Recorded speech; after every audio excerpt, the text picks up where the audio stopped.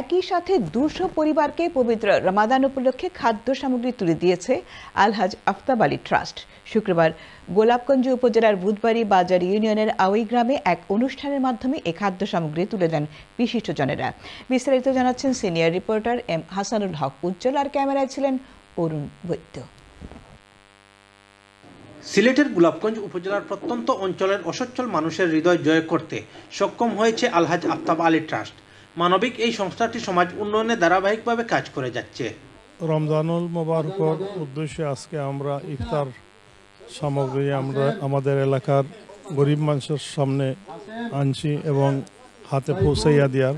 সবাই দোয়া করবা যেন ওনারা শান্তিমনে রমজান মাস অন্তত পক্ষে রোজা রাখতে পারেন। সংস্থাটি তাদের ধারাবাহিক কার্যক্রমের অংশ হিসাবে শুক্রবার বুধবাড়ি বাজার ইউনিয়নের প্রায় 200 পরিবারের মধ্যে পবিত্র রামাদানের খাদ্য সামগ্রী বিতরণ করেছে।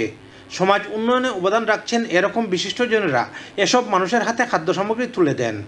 আলহাজ আফতাব আলী ট্রাস্টের পক্ষ থেকে আলহাজ শামসুদ্দিন সাহেব প্রতি বছর ন্যায় এবছরও আমাদেরকে এই সাহায্যের হাত বাড়িয়েছেন। আল্লাহ পাক ওনাকে সারা জীবন এই সাহায্যের হাত যেন বাড়িয়ে থাকেন। আমরা পাইছি রমজানও খাইমু, খুব খুশি হইম। আল্লাহ আপনারে দক্কা বেশ করি। হাদিসে নবী আলাইহিস সালাম বলেছেন, যারা রমজান শরীফে যারা দিন মজুর আছে এদের মজুরিকে যদি হালকা করে দেয়, কাজকে হালকা করে দেয়, আল্লাহ পাক তাদেরকে ক্ষমা করে দেন।